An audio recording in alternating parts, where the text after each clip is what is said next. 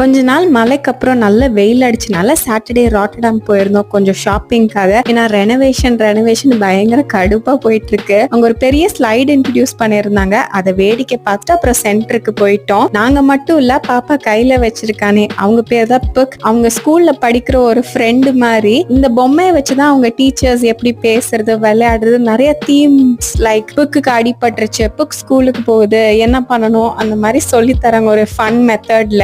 ஒவ்வொரு வாரம் ஒவ்வொரு குழந்தைகிட்ட போய் புக் தங்கும். அந்த வாரம் ஃபுல்லா அந்த குழந்தைங்க என்ன பண்றாங்களோ பேரண்ட்ஸ் போட்டோ எடுத்து ஒரு புக்கும் கொடுத்திருப்பாங்க. அதுல அந்த போட்டோஸ் ஒட்டி என்ன செஞ்சாங்கன்னு எழுதணும். இந்த வாரம் பாப்பாவோட டர்ன் சொன்னாங்கல்ல, சேர்ந்து ராட்டர்டாம் போயிருந்தோம். இது என்ன பிரமாதம், இதோட ஒரு ஸ்பெஷல் ஐட்டம் இருக்குங்கிற மாதிரி புக்கு வீட்டுக்கு கூட்டிட்டு வரும்போதே ஒரு பேக் கொடுப்பாங்க. அதுல அதுக்கு பிரஷ், நைட்ல போட நைட் ட்ரெஸ், அது தூங்குறதுக்கு ஒரு பொம்மைன்னு எல்லாமே இருந்தது. எனக்கா சிரிப்பு தாங்கல, பட் கியூட்டாவும் இருந்தது. அன்னைக்கு டேவும் சூப்பரா போச்சு எங்களுக்கு.